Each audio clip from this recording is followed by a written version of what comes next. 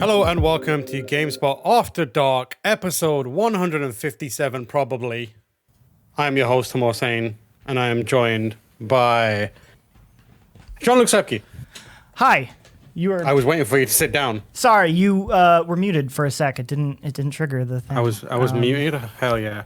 That's just a video. It's only for video people. It's audio listeners. Take that, fine. Video people. It's a new setup. Well, I had to rewire the studio to make this happen. We appreciate it. And then on the last minute, multiple of us were like, we're not coming in. We're not coming in. Look, if my cat's gonna shit everywhere, I would rather do it while I'm home, you know? Just bring him in here. Just shit all over the studio. Yeah, maybe if your cat shat enough on the table, they'd have to get rid of it. Yes. Oh, that's a great idea. That's a great idea. That's a great idea. We're also joined by Jake Decker.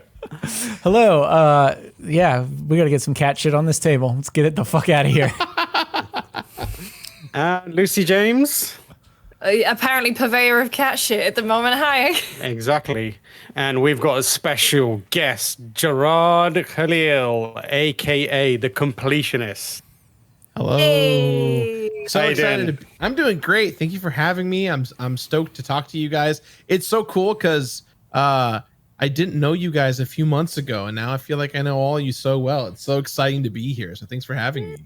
It is kind of weird. Like, we've rapidly all become like super, super close friends over the course of like 3 months. We hung out together. Yeah. And like spent a lot of time together. It's got like the curry opposite together. Of what's... Yeah. Ooh, good curry.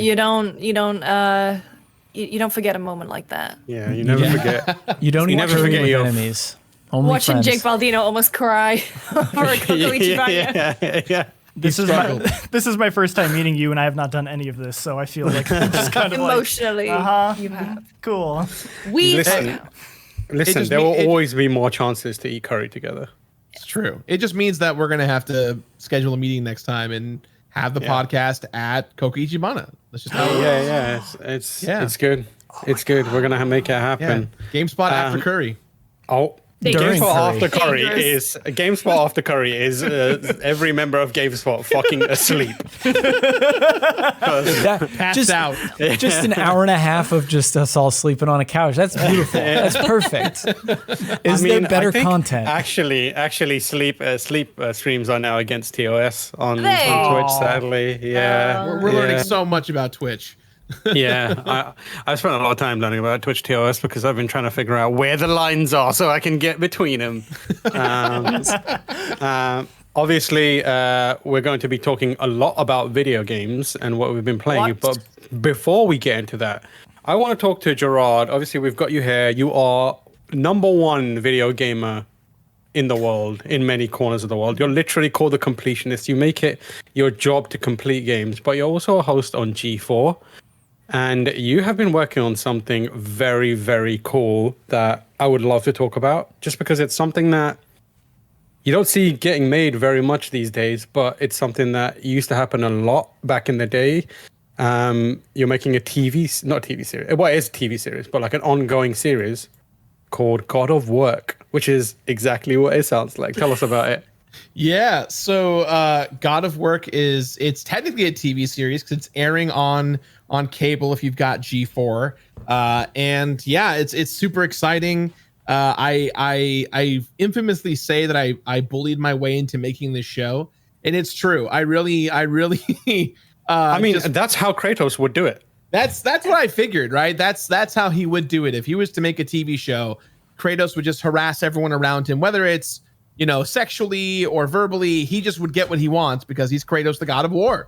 Yep. And so, I convinced my fellow producers at G4 to take a chance with me on this show. And Emily Rose said yes and to me so much with this whole show. We got the writers together and the producers, and we made we shot 100 pages in 5 days back to back. We shot a whole film in our studio, and it was a very chaotic process, but we're almost here. We're going to be debuting it in about 2 or 3 weeks. We'll have dates very, very soon, but it's really exciting, man. Tim, I think you just said something that's super important to me. I grew up on that early 2000 aughts internet of college humor and Cracked and these places that made, you know, web series. Chad Vader used to be something I used to watch all the time, right? And so now I was gonna bring up Chad Vader because it gives me very Chad Vader vibes, which makes me extremely happy. I'm so glad you picked up on that. So to me, this is, you know, it seemed like when The Office came out, everyone was doing an Office parody, right? Everyone was doing their whole thing. And so it just seemed like the right time to pitch a crazy idea for a show. And, you know, the show really is what, you know, the idea of it is, where do video game characters go in between games? If we all think that video game characters are actors that get paid to make a video game and that's their daytime job, when they're not making a game, what do they do? And so this show is about a place called Digital Solutions, the solutions of today, tomorrow, yesterday. And it's all about how video game characters work at this temp agency, hoping that they get their next game greenlit. And so Kratos is kind of the office bully that just gets what he wants and terrorizes everyone. And no one's afraid to say no to him because he's the god of war. So that's kind of the whole part of the show. It's just me being angry at everyone. It's fun. You know, every time you talk about it, I remember a different 90s, 2000 era, like, online show that it reminds me of. Do you remember Terry Crews' Office Linebacker? Yes. This just reminded me of that. This is the first thing that I knew Terry Crews from, where he'd just be in an office, but as a linebacker. So like every now and again, when someone did something shitty in the office, like someone's lunch got stolen, he would just tackle the fucking person to the ground. Before we get too much, we'll discuss a bit more about it. But am I right in thinking, Jean-Luc, that we will be able to show the fine folks watching a trailer for God of War? Jean-Luc's moving into position, so I think Jean-Luc's moving into position, so he's getting ready. He's getting ready. We've got a trailer and an exclusive clip just for you guys here at GameSpot. What do you think we should start with? Yeah. Ooh, I say let's start with the trailer just to let everyone feel like the vibe of the show, and then afterwards we can showcase the clip. Okay. Apologies to audio listeners. This will not be on if you're listening, you're not gonna hear If you're listening via audio, go on Google God of War, watch the trailer. You'll have a great time. Okay. So your journey begins, mortal. Welcome to Ragnarok. Merry Ragnarok! Do it, you coward! I've been at Digital Solutions for 7 years. Ding! Dream job unlocked. Wahoo! Out of paper.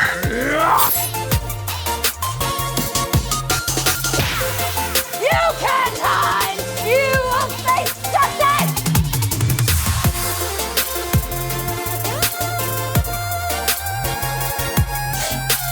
But you work here long enough and the benefits start really stacking up. At least that's what they tell me. Hi, Kratos! Kratos! Kratos! Kratos!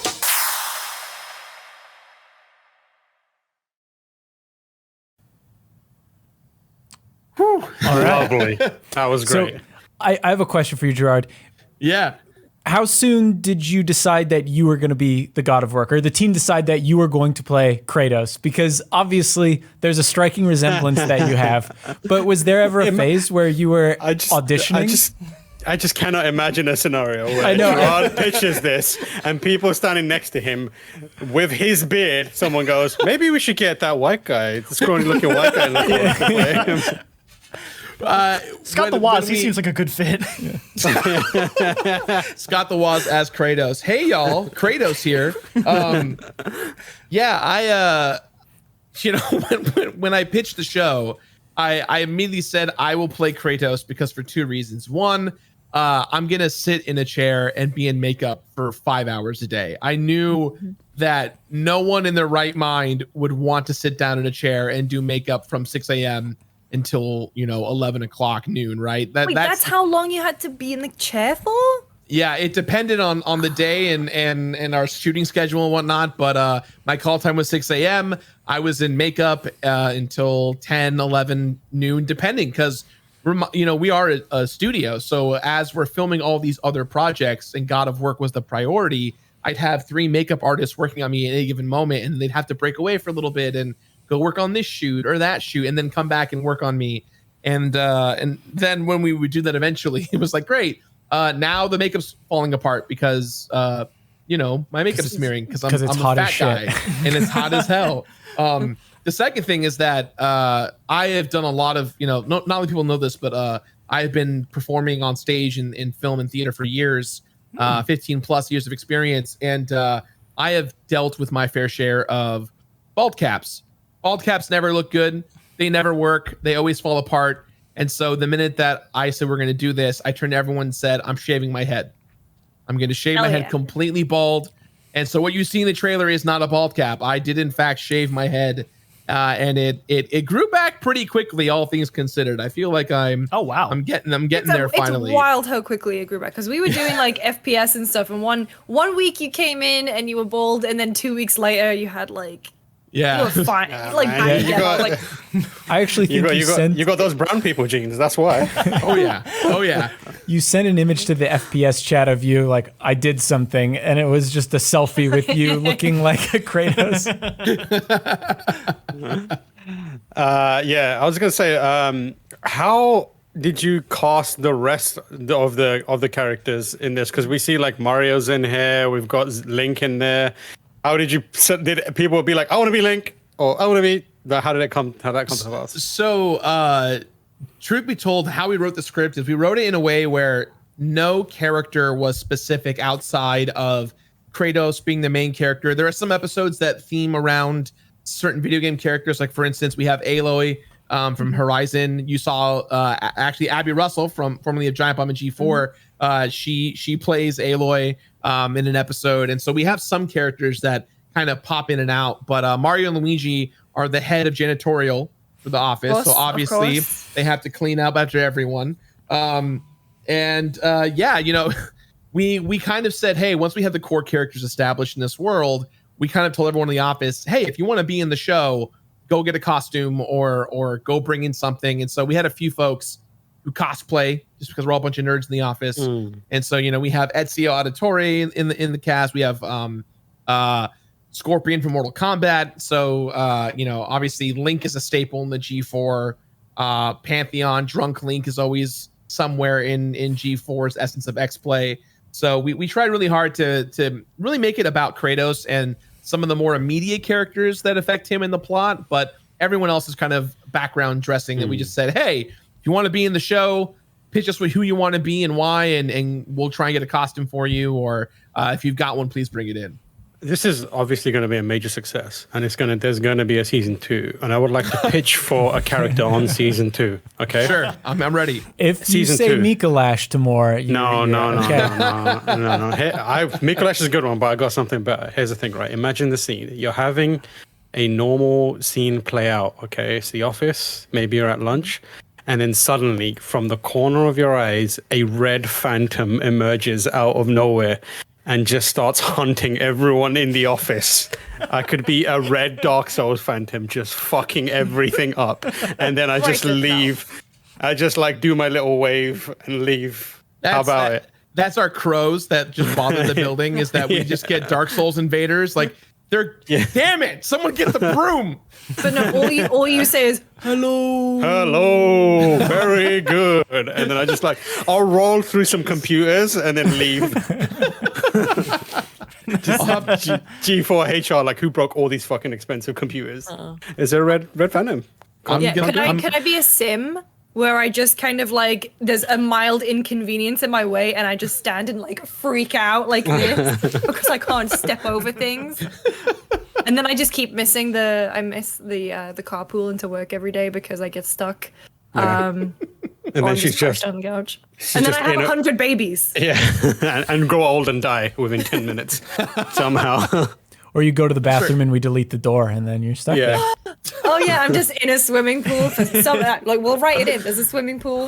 I'm sure G4 can install a swimming pool. Yeah. Easy. No worries. Yeah, no problem, right? No problem with that. Jean-Luc? I was amazed you didn't go for Snake, by the way.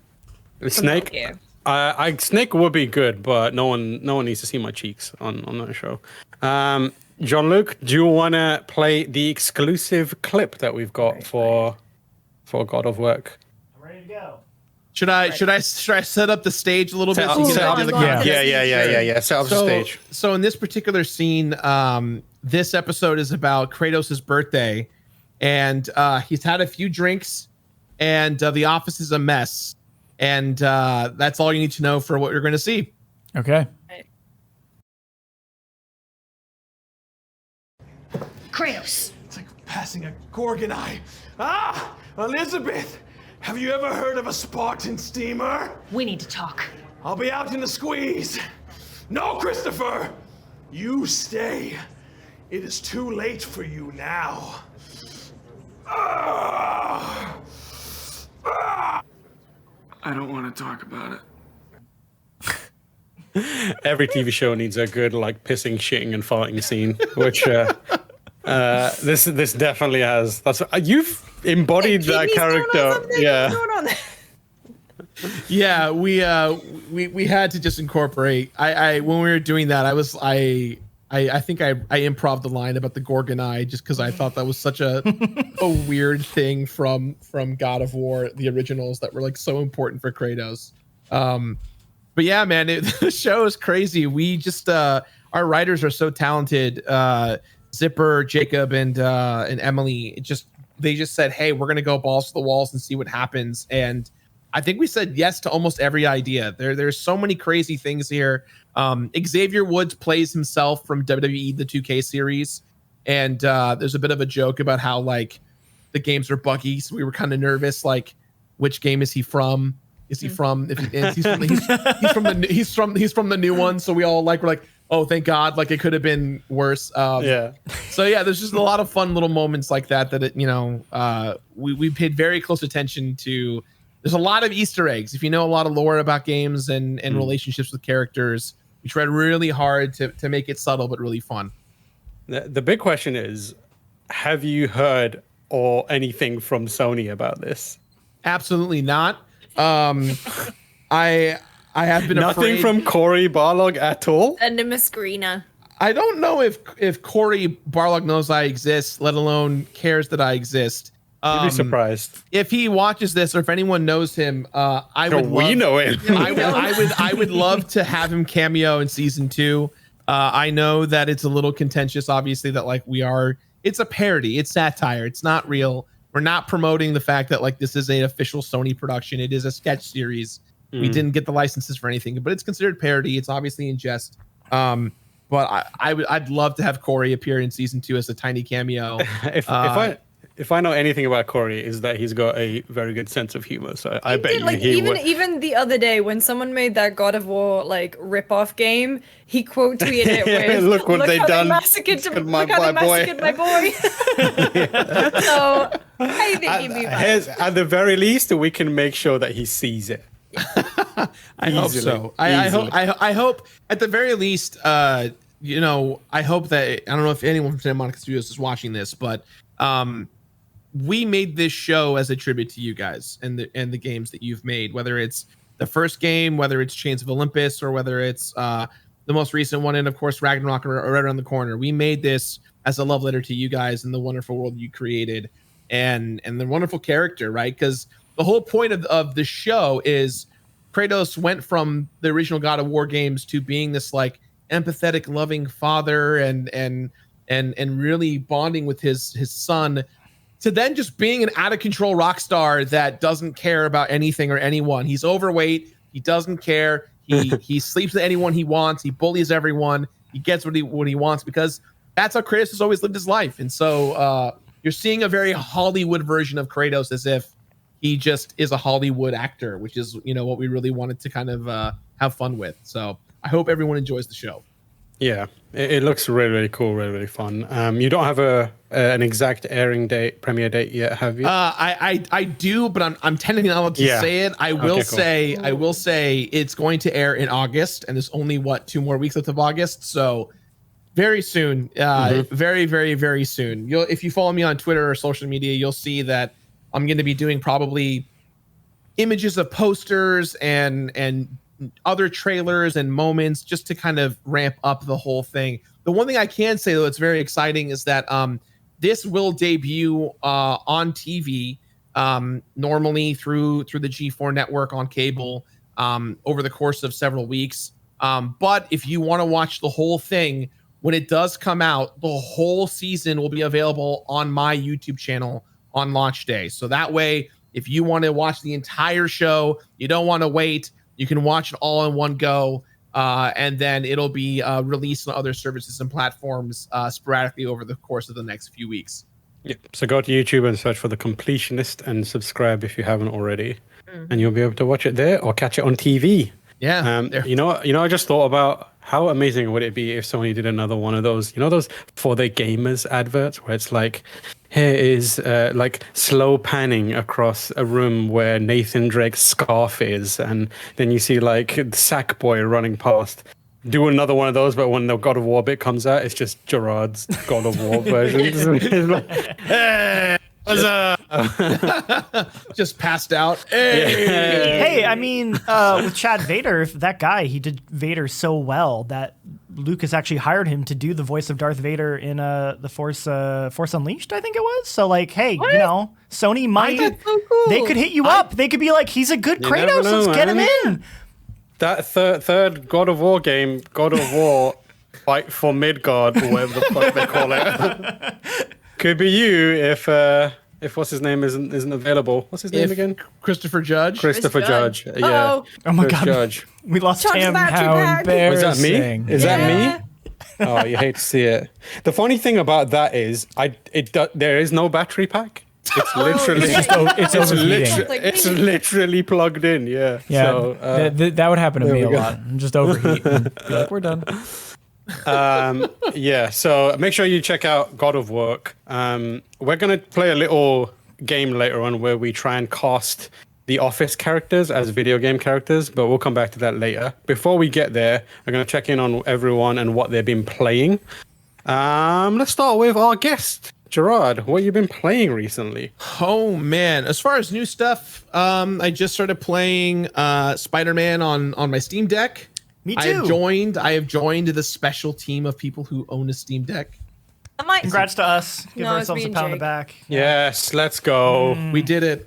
I did got it. pushed back to Q4, so Welcome. Screw you. That's Crazy where I am. because I was Q1 2023 and then suddenly was catapulted just Yeah, you to a got day. yours.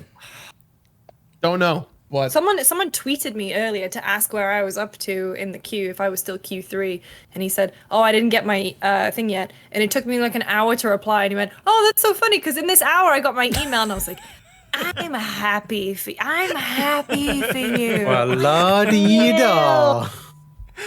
It is not to spend too much time on the Steam Deck, but it is interesting how Valve has been rolling it out. I know part of it has to do with just shortages of materials that they need, but I feel like every time a new wave comes out, it feels like an event of haves and I thought you were gonna have-nots. say, I feel personally victimized by Gabe Newell. I do. That yeah, absolutely. But I feel like it's really helping their marketing that just every couple months, like I don't know how many people get these each wave, but every couple months you just see a bunch of people post on Twitter their brand new Steam Deck, and every time I'm like, you motherfucker, give it to me. Jirard, the question I have for you is, how much Vampire Survivors have you played on Steam Deck? Okay, so before I got my Steam Deck, I was at 140 hours. I got my Steam Deck 2 weeks ago. I'm now at 227 hours. That's what I like to hear. Have you completed it? I've completed as much as I can because there's no more content left. But I've got every character. I've got everything unlocked, every achievement so far. I'm just every day I wait. It's my Rubik's Cube game. I wake up and I need to wake up. I turn my Steam Deck on. I look at it, with my coffee, and I'm just doing a quick round. And I get to the point where I'm able to, 8 minutes in, just set the Steam Deck down and watch the gold pile up and just walk away. It's that easy. Well, I'm not saying much, but as a Vampire Survivors influencer, I know some He was things. the one who influenced me. We're gonna do this because even before Lucy brought it up, I put it on the first run sheet for FPS. He did. I put Vampire Survivors. It's Y'all true. skipped it Damn. because Bruh, you were like, bruh, this game is bruh. months, maybe not months, but weeks before Lucy had seen it. So I'm just saying, Okay, I'm the one who told Lucy. So I was playing this when it like first came out, and me and Mike were chatting about it from back in the day. But Jirard, I would say prepare yourself to play a lot more Vampire Survivors soon. Wait, Creed in chat says wait till you discover the Pokemon mod for Vampire Survivors. Is that true? Interesting. I think so. How does yeah. that work? Yeah. But that game on Steam Deck is just so good. It's so annoyingly good. I feel like it eventually will come to Switch, I'm sure, but as of now, because it's on the Steam Deck, it's all I play, night and day. It's so good. It just doesn't get old. I'm plugged in. Yeah. But you were playing Spider-Man, did you say? Less good game, but let's go about it, I guess. Since it's a less good game. Everything compared to Vampire Survivors is lesser. All right? Yeah, I've been really enjoying it so far. It's been, the thing I've been struggling with the Steam Deck, and I don't know if those Steam Deck users out there agree or not. Even though games are Steam Deck ready, I feel like I'm never getting the right resolution or the right usage out of my Steam Deck. So like, I started playing God of War 2018 on my Steam Deck. It didn't look great. I spent like at least 30 minutes tweaking it to make it look exactly as I thought it would look good. And I kind of feel like, and hopefully there's a way to do this. There's just like an optimize button. You just press it and like, boom, right resolution, right frame rate, right settings to just work. It's kind of that classic. It is in every way a portable PC to the point where you have to finesse these things a bit. There are some games that just know the right settings and will work. But I think like it tends to be the more powerful like games that tend to overreach. And they end up being like a bit weird. But some smaller games will do that as well. I was playing Cult of the Lamb on it, and by default it looks fine, but then I realized everything looks kind of small and kind of weird, and then I messed around with the resolution a bit, and then now it looks way better. So like in almost all cases, like it is worth tinkering with it, because sometimes settings will be on that you just can't see, and all you're really doing by leaving it on is just draining the battery at double speed. So there is a little bit of like finesse this to make it work. I get, but I would love something that will be like, because they do that for the controls, right? Like when you download a game, if there's like a control profile that they know is super good, it just auto loads that. So I hope they come up with an alternative mode, or an alternative to that, or a version of that for display things. Yeah, a lot of those control stuff, that's like community made too. Like, so you can like make your own, like, hey, I think these are the best, controls. So maybe they could do like a community, like, hey, I spent the time and these are the optimized settings, and people upvote it because they agree. And then, that'd be a good way to handle that, I think. Does this only happen with games that aren't like deck ready? Aren't certain games deck ready? They're just deck ready. Deck ready games. Yeah, the deck ready games are the ones that are usually from the get go. When you hit play, they're like optimized and good to go. Okay, so those you don't need to mess with, really. You don't really like. A little bit. Well, for a little bit, for Spider-Man and God of War, I had to mess with it a fair amount, just because it wasn't. Even though it says it was Steam Deck ready, like I was getting weird hiccups and frame rate issues. Oh yeah, I think it's like when their brand. Doesn't work for God of War, but Spider-Man just came out, and that game is constantly being updated. But like some games, like I did Elden Ring when it came out, and it was deck ready, and it was like perfect, good to go from the outset. I didn't have to change anything. So I guess like mileage may vary. Yeah, like a weird example with Spider-Man specifically is the frame rate in that game likes to swing pretty wildly back and forth. So like you'll be like running around the open world and it'll like fluctuate between like 35 and like 45, and it's a really unpleasant experience to play. So what you need to do is you need to lock the frame rate to 30, but for some reason the in-game settings, like it has an option, but it does not work on the Steam Deck. It's just like disabled. So you actually have to go into the Steam Deck's like performance setting and like enable like lock this to 30. So it's like a weird workaround that like I kind of wish by default the game would be like, hey, you should probably play it at 30. You can't really hit 60 in this game on the Steam Deck, so like we'll go ahead and do that for you. Like because otherwise people wouldn't know and they would just be like, oh, this is kind of just hurts my eyes to play. Danny Penna and I both had the same issue of like every now and then the screen goes black when you're swinging. Oh, did you ever have that? No, that was they patched it out already and fixed it. But like when we were playing it, we just were both like, what the hell? Like every now and then, used to be swinging through New York, and then suddenly you would hear the swinging, but it would just be a black screen. Black screen. Yeah, but they already patched it. So yeah, they are like they've put a lot into that game, and I think it's on them now to kind of tweak it, especially for Spider-Man, because as we know, with great power must come great responsibility. If you get a Steam Deck, I think you should start a series called Steam Decker and just keep there it is. Just doing loads of videos about the Steam Deck. That's what I want. Hey, that's what the audience wants. I hear they want Steam Deck content. So just type in just at Valve and be like, hey, the audience wants me to do Steam Deck content. Who else Send me could? one now. You know? I'm uniquely positioned because of my surname to do this content. But you're enjoying Spider-Man on Steam Deck then, Jirard? yeah, I think definitely. I think the thing that I've definitely realized though is that we just had Miles Morales not too long ago, and then PS4 or PS5 remaster of Spider-Man. So it's the third time that I've downloaded Spider-Man and started playing it, and so I was like, this is so exciting! I'm ready to play Spider-Man on the Steam Deck. For the third time in less than 3 years. You ready to stop those crimes in progress again?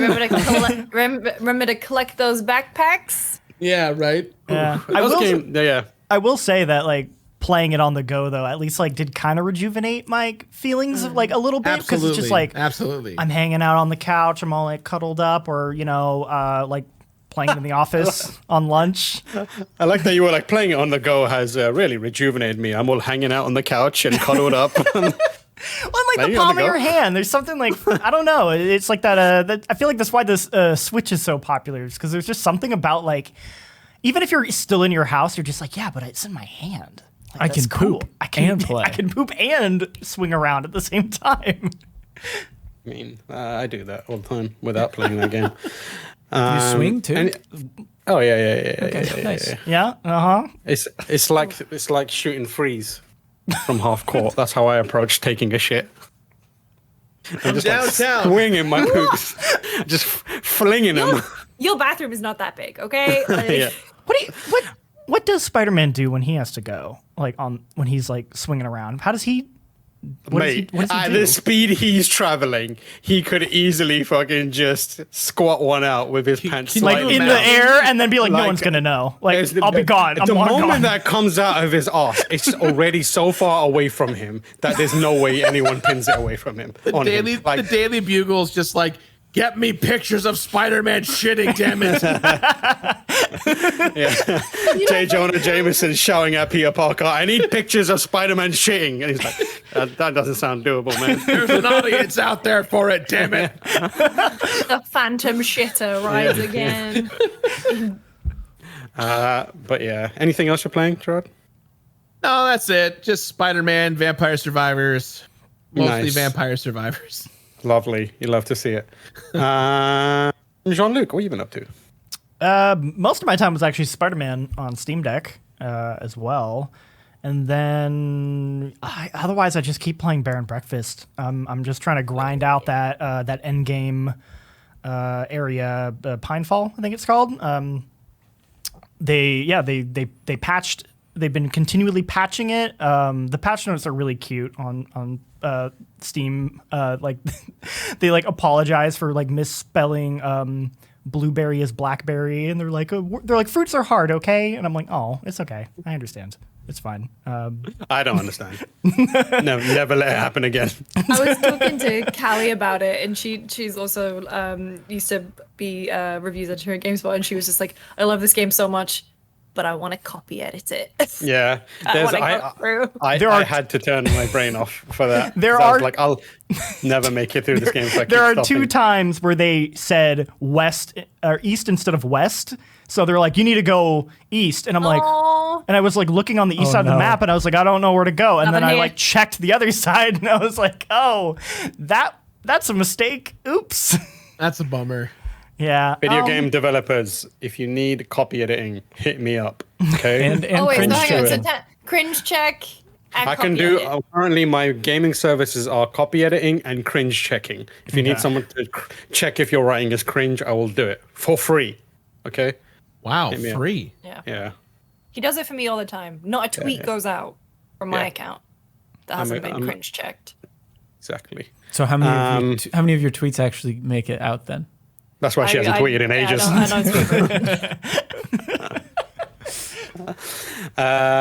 Jake, what have you been playing? I've been playing PubG actually, which has been weird. Oh yeah. Why is everyone playing games from 10 years ago? What the fuck's going on? PUBG I mean, with you. there is another game I'm playing, but I can't talk about it. I've been playing PUBG because I read The Art of War and I'm trying to see if it makes me better at games. PUBG made the most sense. I'm doing a whole video. It'll be good, I promise. Okay. Yeah. I wish you hadn't even said it was for a video. I know. Maybe you Well, just said, I could have gone with it. Jirard looks so confused. He's like, what the fuck?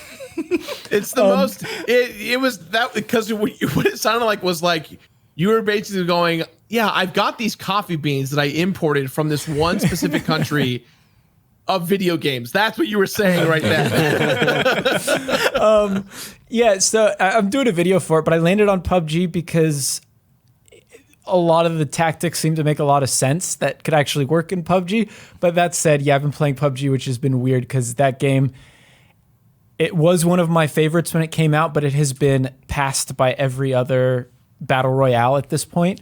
That said, getting kills in that game is still the most satisfying in any battle royale game. It's just Apex Legends. Jordan's not here to defend Apex Legends. I like Apex Legends though, but getting kills in Apex Legends not the same as getting kills in PUBG. Same with Fortnite. Same with Warzone. They just don't quite hit. In terms of quality of life though, all those games beat out PUBG by a lot. Yeah. But it's been interesting revisiting PUBG because it's been a very long time, and I kind of like how that game still to this day. Oh, Jordan's here. I see in chat.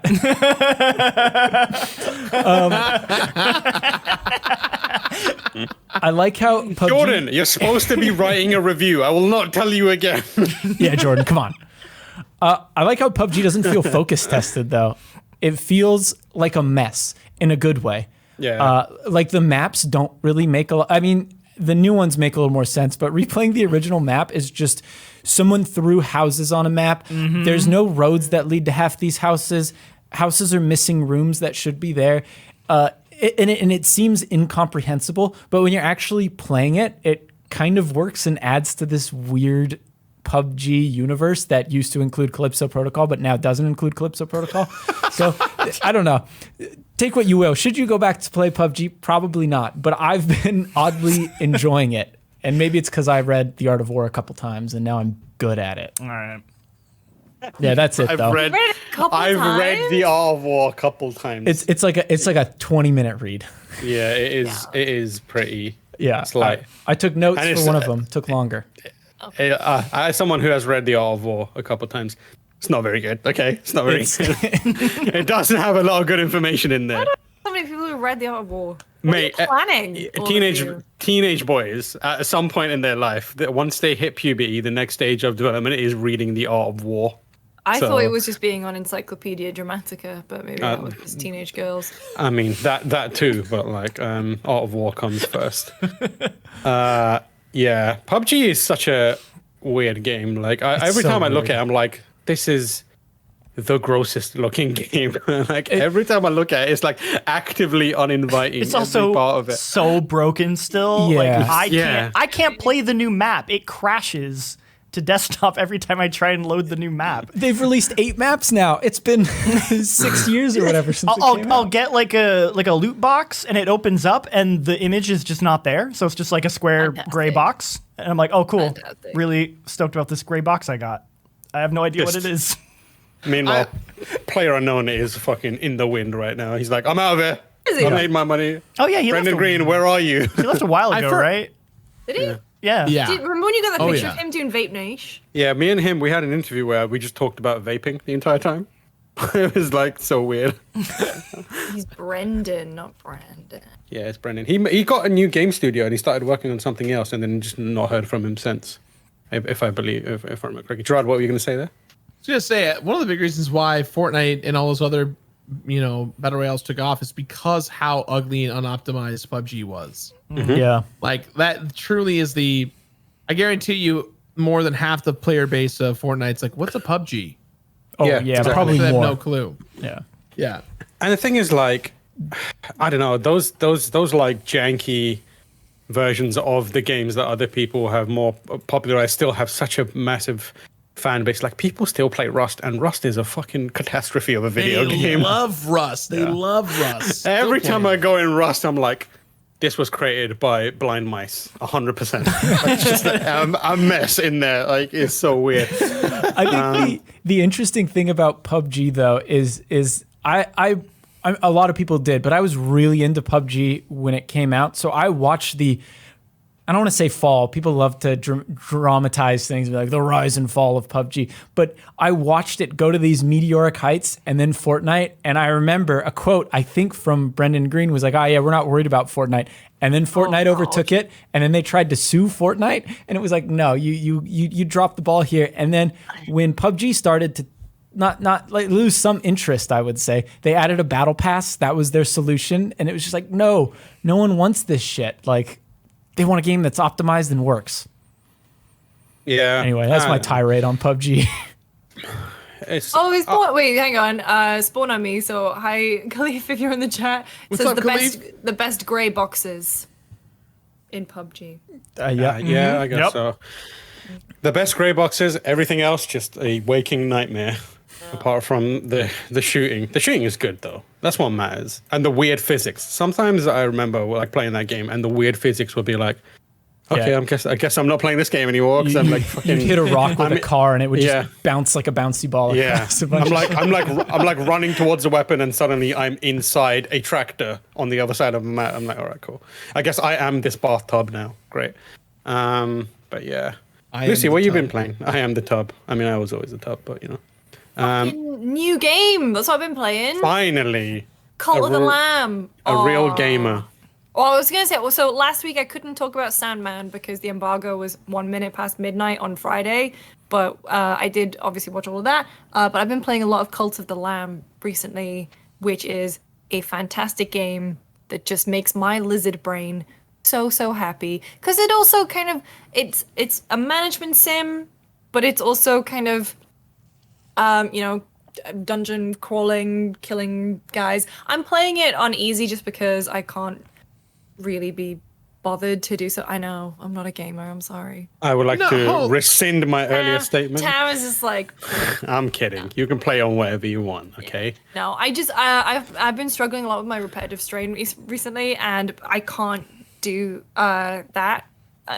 Sorry, audio listeners, I can't just button bash because the combat is pretty simple. It's just like, I'm playing on, using a controller, and like X to hit, and then Y you have special. It's like pretty easy to get it to grips with, and it's just so satisfying because every single time you're just rewarded with everything. It's really cute. My cult is called Cult of the Jams. I like And it.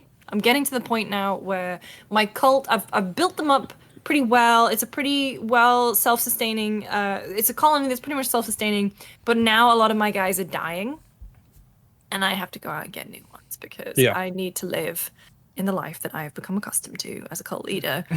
And it makes me do fucked up things. Like sometimes they'll just ask to be sacrificed, or they'll ask to eat a bowl of shit.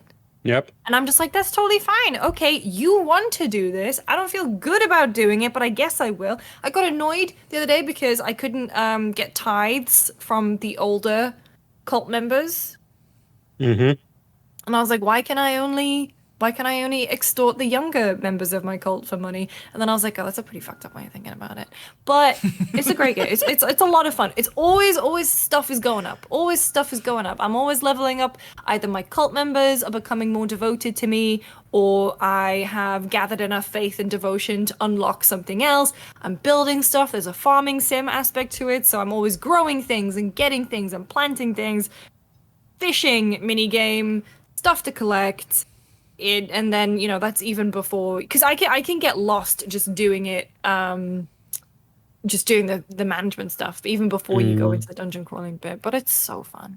It's really interesting because, like, the more I play it, the more I realize, like, there's the kind of dungeon crawling combat side of it and the management side of it are slightly disjointed from each other. They're not like super...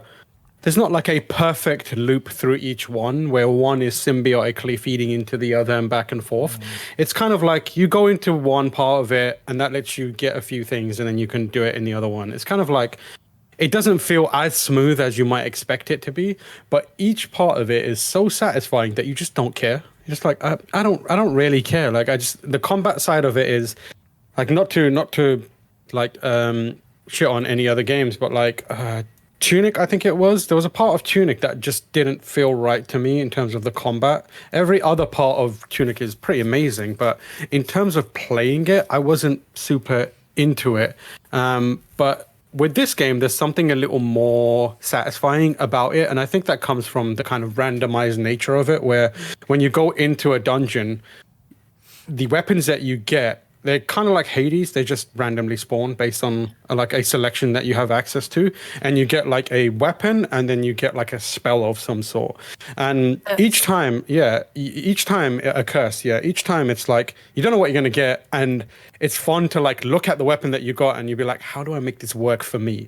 And it's kind of like that same feeling that you get when you play a Call of Duty or, I don't know, a MOBA, and you pick a character and you're just like, let me try and figure this out a bit and see how it goes. And it takes you like 2 or 3 rooms to get into the groove of it. But once you get into the groove of it, you're like, hell yeah, I understand how to use this thing. It's kind of like figuring out a fighting game character.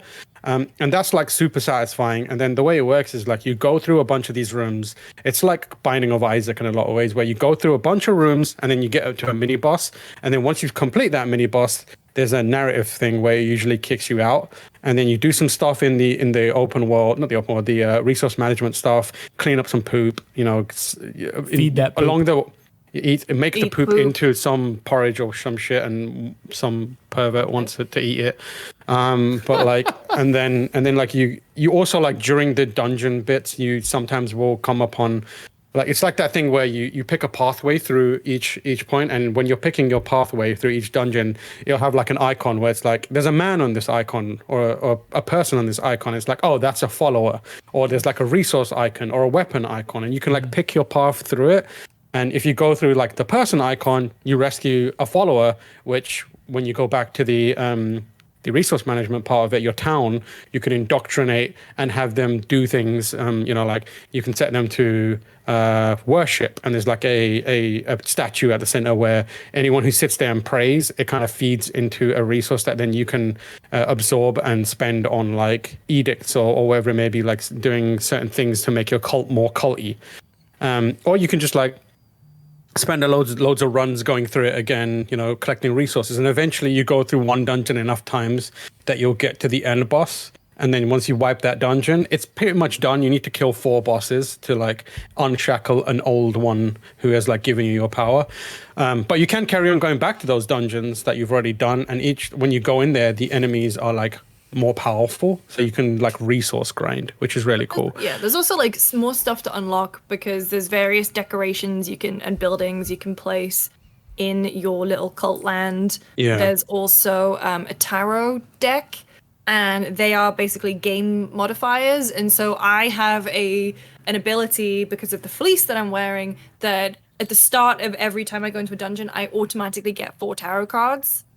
But they're completely random. Whereas normally, if you're doing the dungeon crawler, you get to pick what your cards are. And so I just want to have give myself a little bit more of a leg up at the very beginning, but I don't get to choose. Oh, Yeah. God, sorry, my cat just scared the shit out of me. It's a very mechanically dense game. Like it keeps so throwing, satisfying. but like it's all mechanics that make you like dribble a bit when you sit down and you're just like, oh, I'm just gonna play this game for a little longer and Dribble a like bit. you just like zone out and like you like it catches you in the loop and it's so satisfying and like it has to be stated, like you can't overstate how well the cutesy culty aesthetic works. It's such a good contrast because you have people just doing and saying the most heinous shit, but everyone's cute. So you're like, oh, yes, I will cut your head off and bury you. That's cool.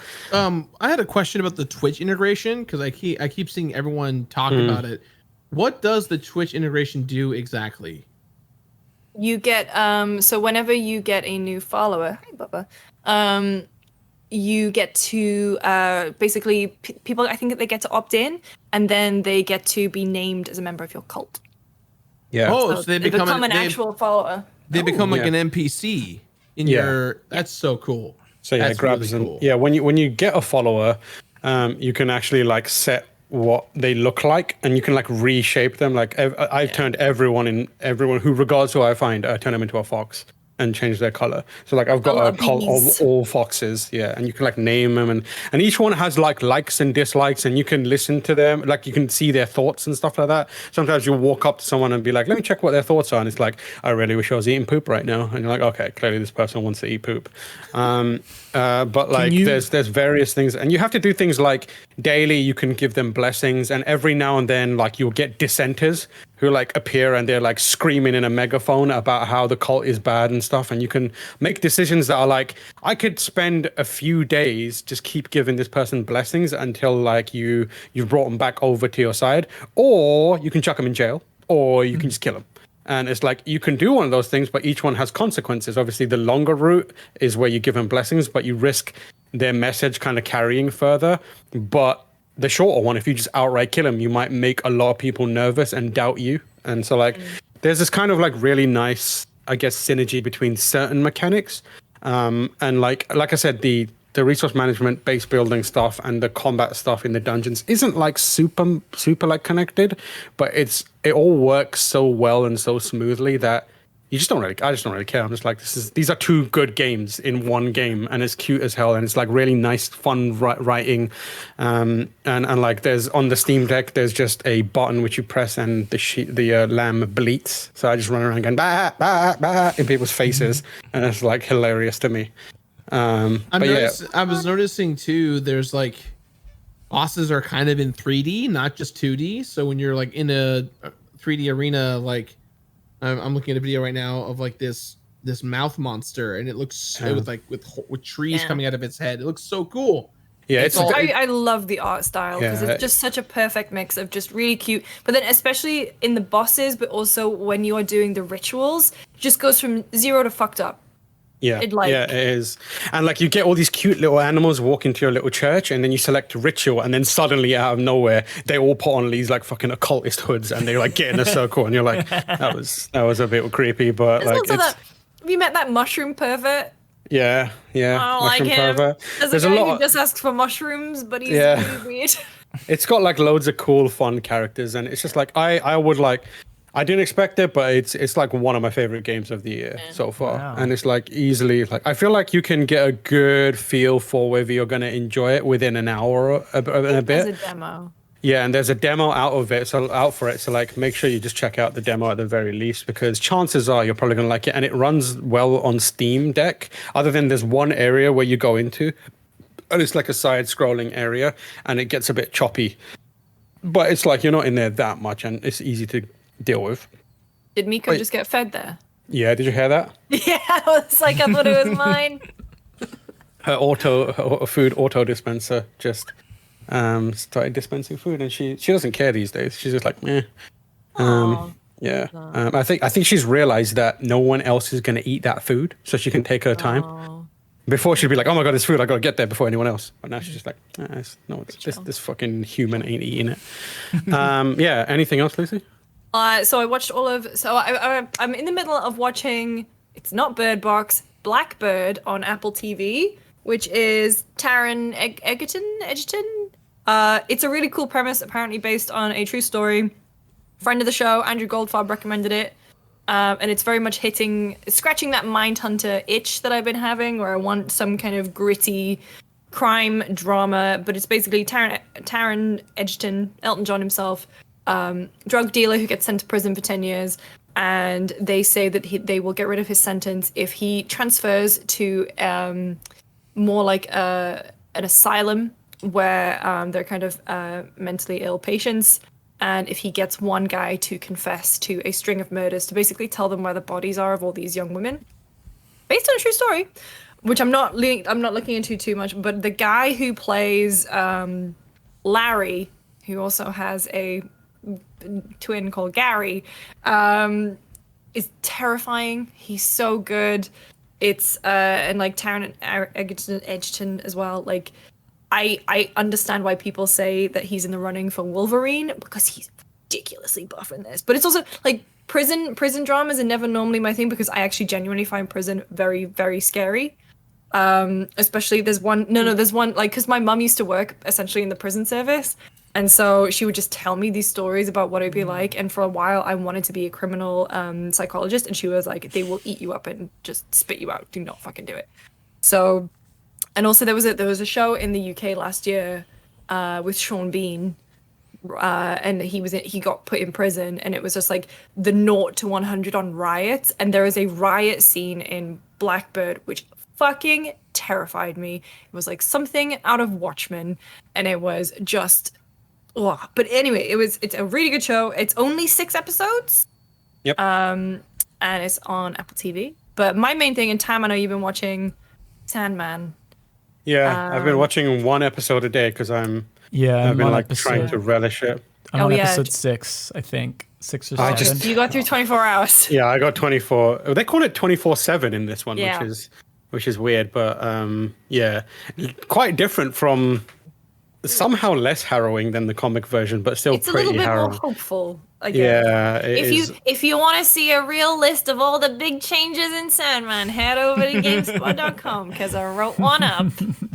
I was sat on my couch with all my comics like a little freak. Yeah, so for people who don't know, the concept in Sandman is there's a character called John Dee who has one of Morpheus's like relics, and he goes into a diner, and basically it's the entire story. Morpheus is not even in it. The Sandman's not in it. It's like 24 hours in that diner with this guy basically turning the lives of everyone in there upside down, and it is awful. Like, it is terrifying, so horrifying. But you read it and you're like, this is some fucking top tier. Like, it's one of the best comic book issues, like stories ever written, I think. Like, it's perfect, top, front to bottom. But you're like, oh, this is amazing.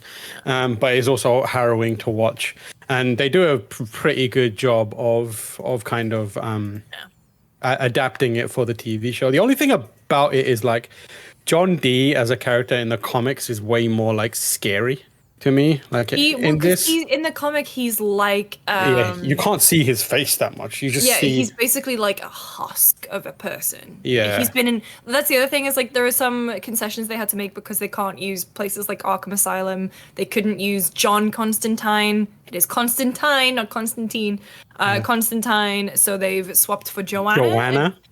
But like there is a modern Joanna, and obviously the lady Joanna Constantine, who plays a role in a much later Sandman arc. But like, yeah, the John Dee stuff, and they also got David Thewlis to play him, which I think he's a very unusual actor, and he's the kind of person that every time he's on screen, I'm always drawn to him. Yeah. And I think he does a great job as John Dee. But it is very different. But I think it really works. It also has, as I'm go ahead. I was going to say that episode was really good. I loved the one about death. I won't say too much just in case people are still watching, but that was my favorite. There's some really good singular episodes in this show, but I think some of the earlier episodes I was a little, I don't know about this. Like, and those I'd actually read. Like, I forget how far I got into Sandman, but I at least read those first couple with what's supposed to be John Constantine. And I enjoyed those, but I never finished it. So I was kind of on the fence on those, but those there's like 3 episodes near the end that with Hobb too. I really like that episode. I thought that was really cool. Yeah, it's. I think it's a really good show so far. The first few episodes are a bit slow. There's a couple of, like, there's 1 week episode of them so far, and I think it is the Joanna Constantine one, sadly, because, and it's sad because like that whole story is one of my favorites in the comic.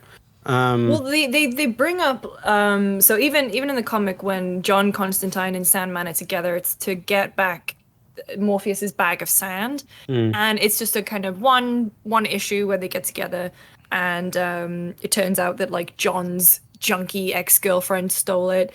I liked the changes they made to that, but I also like the fact that John in the comic is suffering from nightmares because of an incident at the Casanova Club, which is a part of when he was in a different group, and it's based in Newcastle, which is where I'm from, and there are actual Geordies, and they fleshed that out and showed it in the show and actually had proper Geordie actors in, so I really enjoyed it for that.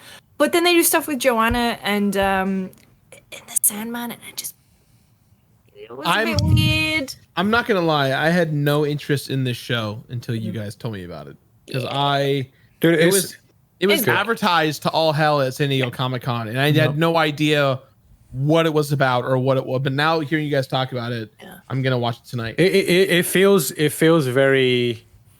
It's more arty than you might think, because I think the kind of like superhero, supernatural DC connection is what leads a lot of people into thinking it's something different. I didn't even realize that was that it was connected to that. Like, it's in the DC universe. Wow, I had no idea. Batman, I had no idea. Scarecrow's in it. Very Batman briefly. is referenced at points. Well, John Dee is actually captured by the Justice League. The Justice League, and there's a whole bunch of different things that happen, and like they make a lot of references to like the wider DC universe, and obviously Constantine is a DC hero or anti-hero. That Keanu Reeves movie, Constantine, underrated. I watched that movie not that long ago. I enjoyed it. It's good. I love that movie. It's fun. Good. It's good, and also the TV show, underrated. Like for a solid run of it, it's like I enjoyed most of it.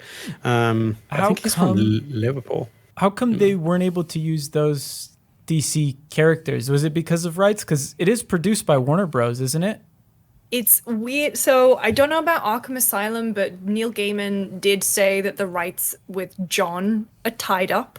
But apparently they'd always planned to make it Joanna. Okay. Because it ties thematically to the. I think I saw a quote that they were working on another Constantine thing, and they didn't want to confuse people with 2 different Constantines back to back or something. I don't know, but I assumed the reason we didn't see a lot of those characters or hear about them was because WB didn't have any involvement. But then I've started the first episode and WB shows up, and I'm like, okay, so where are they? Yeah, You go on. No, go ahead. Sween just asked how CW energy. Not at all. As someone who has watched a lot of CW shows, it doesn't have that energy at all. When the minute you say, does it have CW energy, I immediately go, great, I don't need to watch it. But like, No, it doesn't have. It doesn't have. Honestly, it's got but the actual show has got like some really stunning like environments and like set piece moments, and I just had the battle in hell, for example, that I really liked. The oldest game. Yeah, the oldest game, and like that was really cool. It's a completely different thing than CW. It's nothing like it at all. I think part of it is that like Neil Gaiman is obviously very involved, but the guy who plays Morpheus is a huge fan. And I think Morpheus as a character is very difficult to get right. I think James McAvoy is great in the Audible thing but then you're essentially playing this fucking Trent Reznor ass goth he's endless. That's the whole thing. Like he's dream of the endless. How do you convey that? And I think the clever thing that Tom Sturridge does is that like he constantly looks like he's about to cry. And I mean that in a good way. He just always looks like he's seen too fucking much. Yes, he the way I think of it is like he is looking into the void at all points. Like, he doesn't look like he's present in most conversations entirely. He always looks like he's got one eye on the thing that is in front of him and one eye on this like horrifying endless void behind everything. Like, it's like really fascinating the way he does it. And like, there's moments where you can tell it's really subtle, but like, he takes a bit too long to reply to some characters, and he takes a bit too long to like react to things. And what initially starts off as feeling quite weird, eventually you realize, oh, this is a person who's like, or this is a being that is like everywhere all at once, and is like, this is a trifling thing for him. And the fact that a person is able to do that so well is really, really interesting. And the way he speaks as well, there's like a slow kind of droning, methodical way his speech comes out, where you're like, this person is like spellbinding in a way, and it's like it's 100% worth watching. It's not like perfect, but as far as like a live action adaptation thus far, I think it's pretty good. I never imagined it would happen, and actually be good. One final thing that I will say is that the person who plays Desire, Mason Alexander Park, I believe their name is, fucking outstanding. They are Desire, and Desire is an absolute menace of a character, always interfering in everyone's affairs and stuff, but at the same time they are very just sexy as they're doing it, and the actor they found is absolutely perfect. And I think that's one of the show's real like strongest part is the casting. Like the Boyd what's his name, who plays the Corinthian. Like, the Corinthian is just in a couple of issues, but they've stretched him out, so they make him like kind of the big bad of the whole series. And I think it's Lighter, Hall, and Hector and the gang. They're great. I really like Matthew the Crow a lot. Patton Oswalt. Patton Oswalt as Matthew is great. But yeah, it's also an extremely British show. Like, the amount of British actors on there is insane. I was telling Lucy, like, we had in the UK, we had a comedy show called Goodness Gracious Me, and it was South Asian led, so there's a lot of Indian people, and pretty much the entire cast of Goodness Gracious Me, an extremely niche comedy show, sketch show, is in this show. And I was like, I was watching it, I was like, oh, I remember you from Goodness Gracious Me. And then the next episode, I was like, I remember you from Goodness Gracious Me. And then I was like, they're only missing this one person now. And then she shows up in the next scene, and I was like, what the fuck is going on? Also, there's like I told Lucy about this, but like there's a UK kind of like a comedian who basically he didn't like blow up in a major way. He started off on Instagram, and he came up as a parody rapper called Unknown P, and his whole thing was he would pretend as if he's like high society Tory rapper, and he'd rap about stuff that the 1%ers could only relate to, like having a lot of money. His name's Munya Chihuahua, and he also does sketches about like political sketches, and he's in this show. And like when he appeared on screen, I was like, that's Munya Chihuahua. I didn't realize he was, and I went back and he like announced it a little while ago. And it's like just amazing to see like a bunch of British people in this show in Netflix production. So yeah, super good. Highly recommend it. Before we move on quickly, Jirard, I recommended a couple of anime to you. Can I get an anime update? Yes, okay. So I've been watching Is it Mob Psycho? Psycho? Yeah. I got 3 episodes in and I love it. I've been on the road a lot, so I haven't had a chance to sit down. But like now that I'm home, I'm gonna start watching it again. I love it. It's great. It gives me exactly what I wanted from One Punch Man. Yep. And for those of you guys who don't know, I'm not a big anime guy. I've only really enjoyed I've only really enjoyed One Punch Man, and so Tam recommended Mob Psycho to me, and I've been really, really enjoying it. Same energy, same vibe, but obviously very different. Yeah, I'm Jirard's anime Sherpa. Yeah. I'm waiting for you to get through One Punch Man, and by the time that's out, by the time you're done with that, chances are Chainsaw Man will be out, and I think you'll enjoy that. Yeah. I'm ready. All right, let's move on to the next and final segment of this podcast. We'll make it quick, just because we have been talking for way longer than I expected. But in honor of Jirard's show, The God of Work, in which he plays Kratos, the God of War, in an office environment, I thought, wouldn't it be fun to go through So we've got 2 options here. We can either go through the personality types of the characters in The Office and try and reassign them to video game characters or who they would be.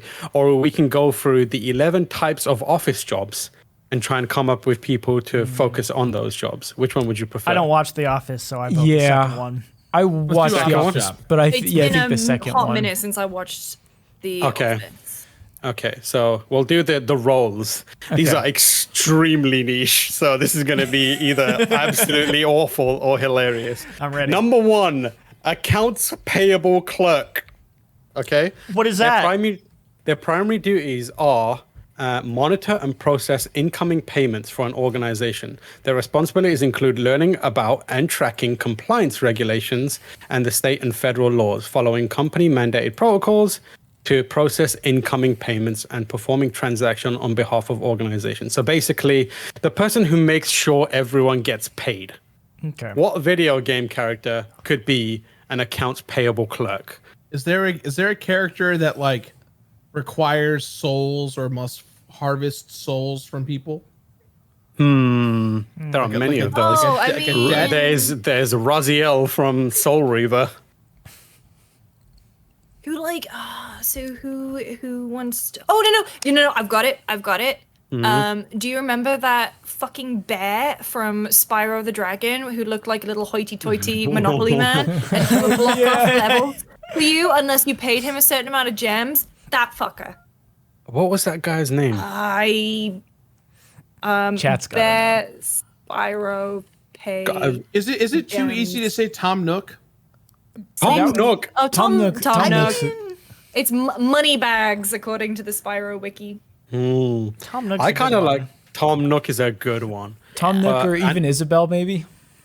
I was going to say, not really. I feel like Isabel might be good for the next one. Okay. But like as when it comes to like, because accounts payable clerks also have to like prepare financial information. They work on bills, invoices, bank deposits, and that kind of shit. So I feel like Tom Nook would be that person. He'd be on everyone's ass and he'd make sure no one's like spending money unnecessarily. I was going to say, this isn't really a character, but like the person you play in Papers, Please is like, I feel like that could be also good for another one. But they're not really, I don't know, they're like kind of a character, but not really.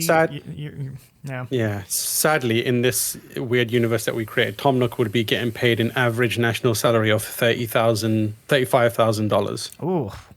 Big yike. I mean, well, he's extorting a community as a side job, so it'll be fine. Is like his penance. Yeah. Number 2, data entry clerk. Data entry clerks create, update, and format data sets for an organization. Their duties include collecting data from sources such as surveys, sales information, primary sources, internal and external to the organization secondary sources. So basically, typing data in and organizing that stuff. That's what I feel Isabel would be good for. Isabel, I was going to say Mordin Solus because someone else might have gotten it wrong. That is you need someone who's going to keep that on. He's going to be on top of that. That is a great choice. I think we've nailed that one. Yeah. Number 3, receptionist. Collects information and greets visitors to an office. Duties include answering emails and telephone calls directed to an office, providing another layer of security for office buildings. And I don't know if receptionists should be providing layers of security. This feels. I don't know why I went. I don't know. Isabel's in fucking Smash, man. Like, yeah, she is in fine. Smash. That's true. My first thought is that fucking owl in Ocarina of Time that like shows up. Oh yeah. Just fucking freedom cop, as I like to call him. And the one leave, he's like, "Where are you going?" Huh? It's like fucking. Yeah. Do you want to hear it again? Do you want to hear it again? Do you want to hear it again? Yeah, it's like fucking. Yeah, that owl is a great shout. Do we want Isabel or do we want Ocarina Owl? I think we should keep it to like one per. Yeah, I feel like Animal Crossing character could fill every one of these. So we're going to give it to the owl from Ocarina. Yeah. Mail clerk. Mail clerks are, this one's easy. Mail clerks are professionals who monitor and route mail to the correct recipients in an office. The duties include dating incoming and outgoing mail, weighing packages to determine postage, recording mail for other professionals in the office, and using fax and scanning machines to create digital copies of physical mail. Who do you reckon? Is it too enchantment guy? No, this is Because he has to copy things. this is a Sam Porter Bridges joint. That's a good one.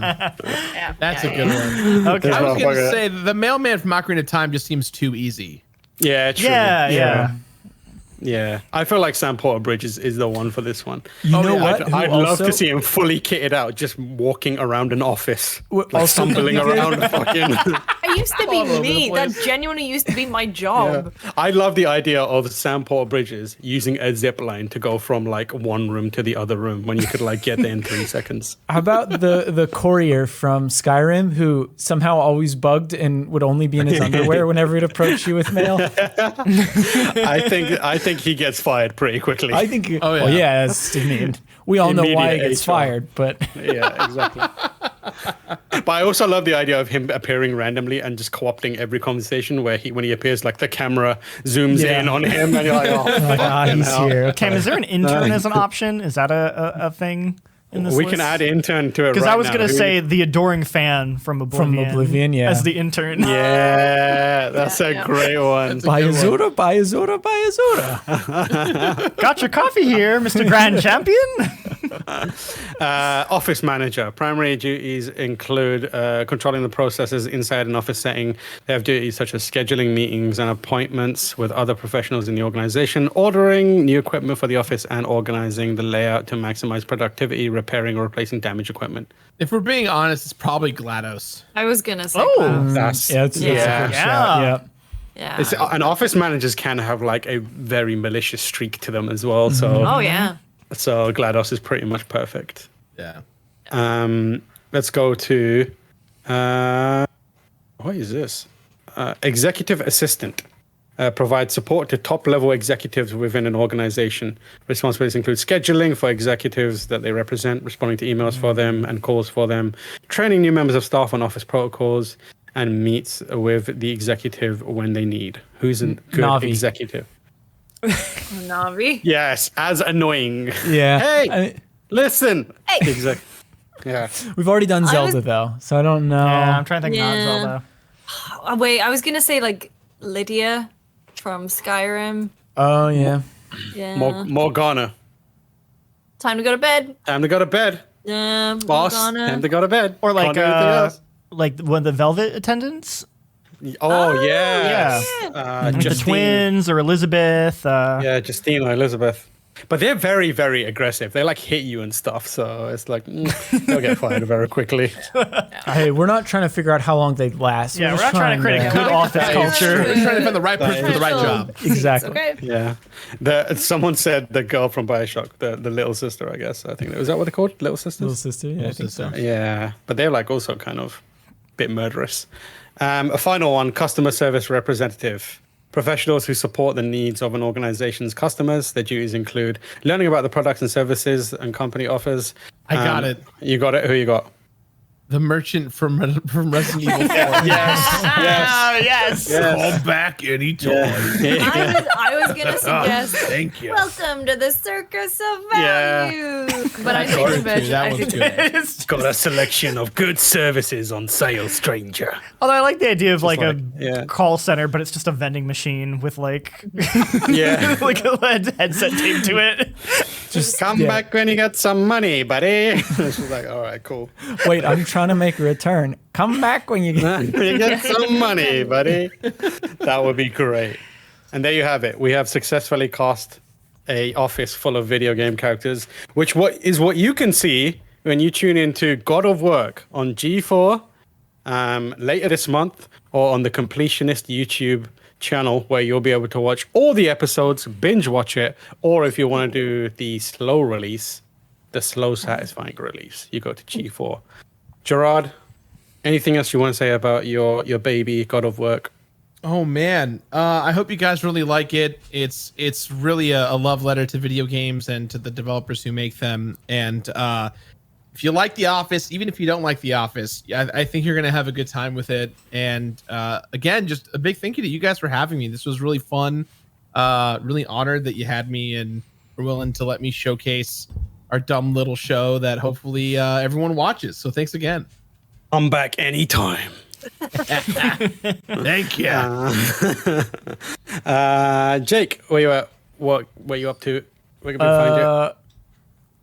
I'm covering a game coming out soon, so I guess you'll probably see videos for that. I talked about that Art of War video that is coming along. It's going to take a while, though, so bear with me on that one. Hopefully it'll be worth it.